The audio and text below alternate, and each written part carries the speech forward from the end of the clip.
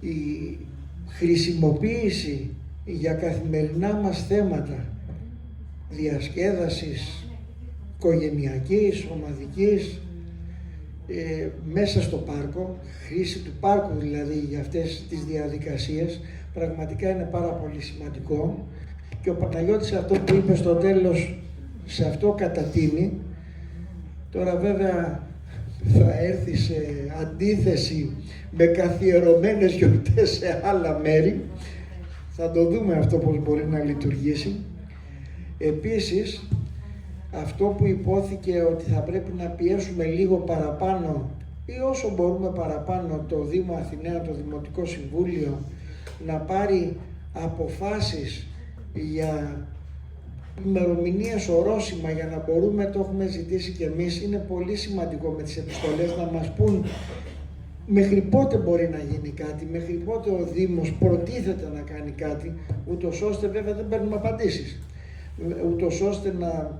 είμαστε σε θέση να επανερχόμαστε και να επιμένουμε, να υπενθυμίζουμε την υποχρέωση που έχει αναλυφθεί και που δεν έχει πραγματοποιηθεί. Όσον αφορά τον περίπατο, πραγματικά είναι ό,τι πιο ωραίο που μπορούμε να κάνουμε, γιατί εφόσον όλοι συνεγερθούμε και όχι μόνο η Επιτροπή, η οποία θα ενημερώσει όλους τους δυνητικούς αποδέκτες που μπορούν και ενδιαφέρονται να βοηθήσουν και να συμμετάσχουν σε ένα περίπατο, ώστε και να δουν όλοι, φέρνοντας κάθε ένας και ένα φίλο του μαζί, δύο φίλους του μαζί με τα παιδιά του, θα γίνουμε μια πραγματικά τεράστια ομάδα ανθρώπων και θα περάσουμε και ωραία και θα γίνει και γνωστότερο το ενδιαφέρον σε περισσότερους ανθρώπους. Το πρόβλημα, μια και το έθεσε και ο Κώστας προηγουμένως,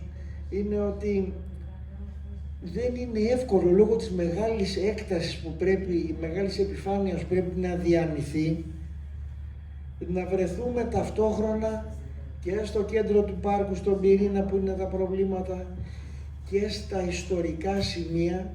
που πραγματικά αξίζει να τα επισκεφτούμε και τα έχουμε επισκεφτεί νομίζω οι περισσότεροι, αλλά εάν έχεις ανθρώπους μεγαλύτερης ηλικίας,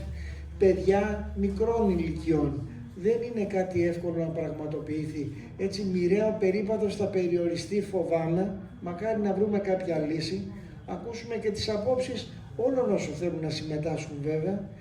στον πυρήνα του πάρκου που έχει και τα πολλά προβλήματα, για να δούμε και τα πολλά προβλήματα και την απουσία του πράσινου, την απουσία κάποιων λιμνών, υδάτων, πουλιών και οτιδήποτε άλλο τέλος πάντων. Πουλιά υπάρχουν ακόμη ευτυχώς, τα οποία μεταναστεύουν καθημερινά σε όλο το πράσινο που υπάρχει στην ευρύτερη περιοχή μας. Τα βλέπουμε και εδώ στο πάρκο Καπάψ και σε άλλες περιοχές. Σας ευχαριστώ και πάλι και εύχομαι καλή επιτυχία σε όλους τους αγώνες που θα κάνουμε στη συνέχεια.